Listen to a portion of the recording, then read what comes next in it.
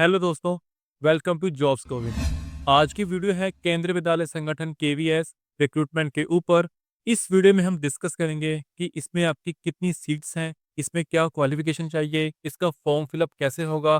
पूरा form fill up की details मैं आपको इसमें कंप्लीटली बताऊंगा और इसका सिलेक्शन प्रोसेस क्या है, आपकी एज लिमिट क्या रहेगी, सभी इंपॉर्टेंट डिटेल्स मैं आपको इस वीडियो में बताने वाला हूँ।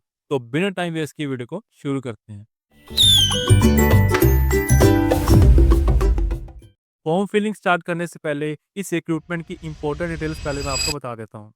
फाइनली केंद्रीय विद्यालय संगठन केवीएस और नवोदय विद्यालय समिति एनवीएस ने रिक्रूटमेंट रिलीज की है for teaching and non teaching post और इस बार टोटल सीट्स हैं 14,967।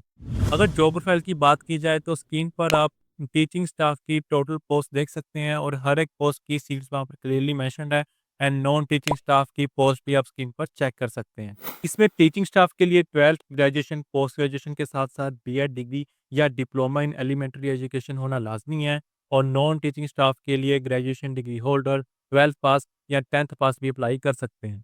इसका selection process 2 tier written exam, skill test and personal interview के बेसिस पे होगा और आपकी एज 18 टू 35 ईयर्स के बीच में होनी चाहिए।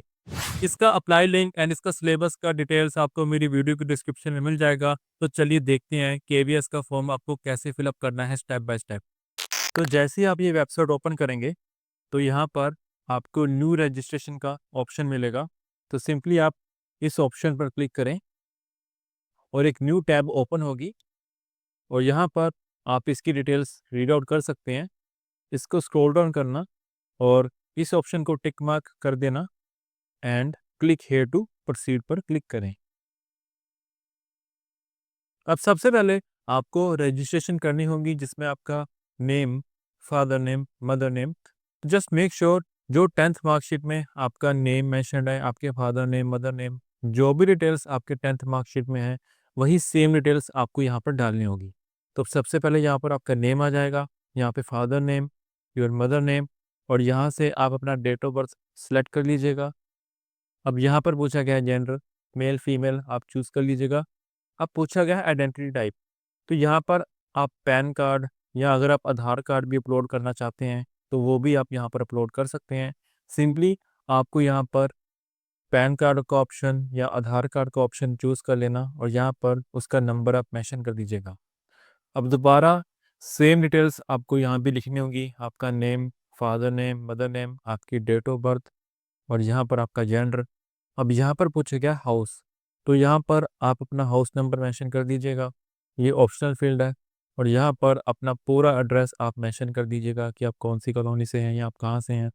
और उसके बाद यहाँ पर आपको कंट्री चूज़ करनी होगी, यहाँ पर स्टेट, आपका डिस्ट्रिक्ट एंड यहाँ पर आपका आ जाएगा pin code.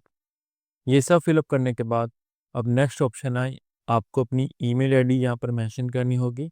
Just make sure आपकी ईमेल आईडी एंड आपका मोबाइल नंबर दोनों एक्टिव होने चाहिए बिकॉज उस पर आपको ओटीपी आएगा। यहाँ पर ईमेल आईडी, दोबारा ईमेल आईडी, यहाँ पर मोबाइल नंबर, फिर सेम नंबर यहाँ पर भी मेंशन कर दीजिएगा। और उसके बाद यहाँ पर पूछा गया है कि क्या आपका present address and communication address same है। अगर सेम है तो इस ऑप्शन को टिक कर देना। अगर आपका कम्युनिकेशन एड्रेस अलग है तो इस ऑप्शन को टिक मत करना और यहाँ पर आप अपना प्रेजेंट एड्रेस मेंशन कर दीजिएगा। अब यहाँ पर पूछा गया है पासवर्ड, तो सिंपली आपको पासवर्ड क्रिएट करना होगा। उसके लिए इसकी डिटेल्स मेंशन्ड है कि 8 to 13 कैरेक्टर्स का होना चाहिए, एक अपर केस, एक लोअर केस, एक न्यूमेरिक वैल्यू और ये स्पेशल कैरेक्टर्स उसमें होने चाहिए। तो उस हिसाब से आप अपना पासवर्ड क्रिएट कर लेना। मैं एग्जांपल्स आपको शो कर दूंगा तो उसको देखकर आप अपना पासवर्ड क्रिएट कर सकते हैं। यहाँ पर भी आपका सेम पासवर्ड। अब यहाँ पर पूछा गया सिक्योरिटी क्वेश्चन कि जैसे आपका फेवरेट कलर, आपकी फेवरेट बुक, तो आप ये चूज़ कर लीजिएगा और अपना आंसर यहाँ पर मेंशन कर दीजिएगा। ये इसलिए पूछा जाता है कि अगर आप कभी अपना पासवर्ड भूल जाओ तो उसको रिकवर करना हो तो उस रिकवरी के लिए यहाँ पर आपको सिक्योरिटी क्वेश्चन पूछा जाता है। ये सब फिलअप करने के बाद आप यहाँ पर अपना कैप्चा मेंशन कर दीजिएगा और उसके बाद आप सबमिट पर क्लिक करें। तो जैसे आप डिटेल सबमिट करेंगे तो उसके बाद आपको रीचेक करना होगा। तो अपनी सभी डिटेल्स एक बार चेक करने के बाद आप इन सभी ऑप्शन को टिक कर लीजिएगा।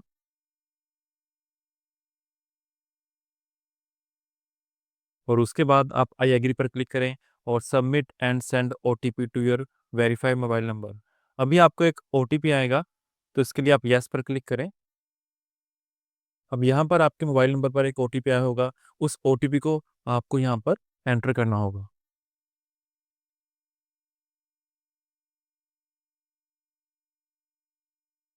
और उसके बाद आप सबमिट रजिस्ट्रेशन फॉर्म पर क्लिक करें। और अभी यहाँ पर आपकी वेरिफिकेशन हो चुकी है। और उसके बाद आप यहाँ पर देख सकते हैं candidate profile pending and email ID verification pending. तो फाइल कंप्लीट करने के लिए आप कंप्लीट प्रोफाइल पर क्लिक करें।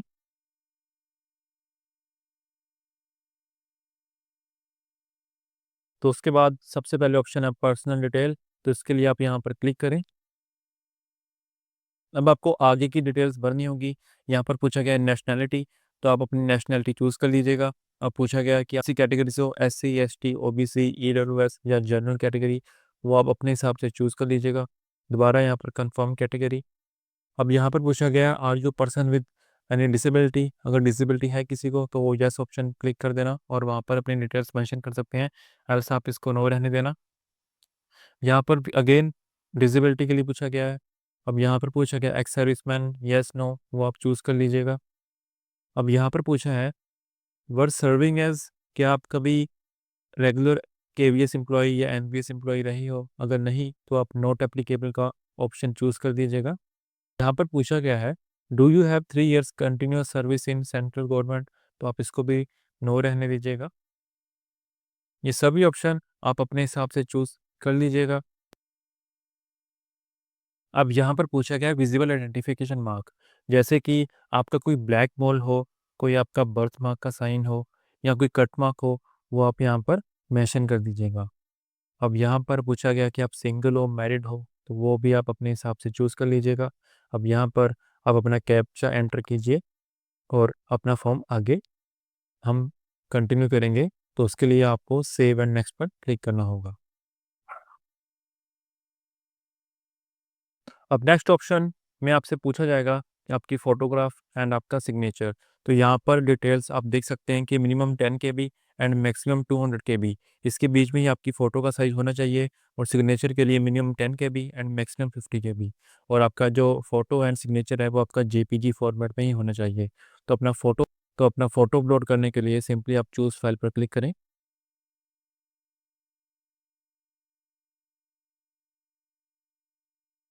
और जैसे आप अपनी फ़ोटो चूज़ करेंगे तो आप ऐसे इसको स्क्रॉल डाउन कर लीजिएगा। इसको अच्छे से आप रीसाइज करके आप डन पर क्लिक करें और यहाँ पर अपलोड, और आपकी फ़ोटो इजीली अपलोड हो जाएगी। अब यहाँ पर पूछा गया है सिग्नेचर, तो उसके लिए आप चूज़ फाइल पर क्लिक करें, दोबारा सिग्नेचर चूज़ कीजिए और इसको, तो जैसे ही आप यहाँ पर अपनी फ़ाइल सेलेक्ट कर लेंगे आप अपलोड पर क्लिक करें और आपकी सिग्नेचर भी यहाँ पर इजीली अपलोड हो जाएगी। उसके बाद आप कैप्चा यहाँ पर मेंशन कर देना। एंड काफ़ी एस्पिरेंट्स को दिक्कत होती है कि वो अपनी फ़ोटो का साइज़ कम या बढ़ा नहीं सकते, तो उसके लिए ऑनलाइन एक वेबसाइट है, वो उसका लिंक मैं अपनी डिस्क्रिप्शन में मेंशन कर दूंगा। तो उससे आप अपनी फ़ोटो का साइज़ इंक्रीज़ कर सकते हैं। और यहाँ पर कैप्चा एंटर करने के बाद आप सेव एंड नेक्स्ट पर क्लिक कर दीजिए। यहाँ पर यस। अब इसके बाद आपने जो भी डिटेल्स यहाँ पर फिलअप की हैं उसका वेरिफिकेशन आपको करना पड़ेगा। आप सभी डिटेल्स एक बार वेरीफाई कर लीजिएगा जो भी आपने फिलअप की हैं, और उसके बाद आप ये सभी ऑप्शन को टिक कर दीजिएगा। आई एग्री पर क्लिक करें और फाइनल प्रोफाइल सबमिशन पर क्लिक कर देना। जस्ट मेक श्योर, अगर आपने यहाँ पर क्लिक कर दिया तो उसके बाद आप एडिट नहीं कर सकेंगे। तो जस्ट मेक श्योर कि सभी डिटेल्स आप एक बार चेक कर लीजिएगा। अगर आप कोई एडिट करना चाहते हैं तो अभी आप कर सकते हैं, बट अगर आपने फाइनल प्रोफाइल सबमिशन पर क्लिक कर दिया उसके बाद आप अपनी डिटेल्स एडिट नहीं कर सकेंगे। तो हमारी डिटेल्स यहाँ पर सभी सही हैं, तो हम यहाँ पर फाइनल प्रोफाइल सबमिशन पर क्लिक करेंगे। हम यस। अब यहाँ पर पूछा गया है ईमेल आईडी वेरिफिकेशन, तो उसके लिए आप दोबारा कंप्लीट प्रोफाइल पर क्लिक करें और जो आपने ईमेल आईडी फिलअप की थी उसके लिए आपको यहाँ पर दोबारा कैप्चा फिलअप करना होगा। अब सबमिट एंड गेट ओटीपी। अब आपके ओटीपी आया होगा आपके रजिस्टर्ड ईमेल आईडी पर। उस ओटीपी को आपको यहाँ पर एंटर करना होगा। ओटीपी एंटर करने के बाद आप वेरीफाई पर क्लिक करें और आपकी ईमेल आईडी भी यहाँ पर वेरीफाई हो चुकी है। अब इसके बाद आपको अप्लाई नाउ के ऑप्शन पर क्लिक करना होगा। अब यहाँ पर आपके सामने वो सभी पोस्ट होंगी जिसके लिए आप अप्लाई करना चाहते हो। जैसे कि अगर आप टीचर के लिए अप्लाई करना चाहते हो तो यहाँ पर train graduate teacher, post graduate teacher के लिए ऑप्शन अवेलेबल हैं। प्राइमरी टीचर का ऑप्शन यहाँ पर अवेलेबल है। सिंपली आपको अप्लाई नाउ पर क्लिक करना होगा। और अगर आप assistant commissioner, principal, vice principal के लिए करना चाहते हो तो उसका ऑप्शन यहाँ पर है। बट अगर आप नॉन टीचिंग पोस्ट यानी कि MTS multitasking staff, junior secretariat assistant, senior secretariat assistant के लिए अप्लाई करना चाहते हैं तो आप यहाँ पर अप्लाई पर क्लिक करें।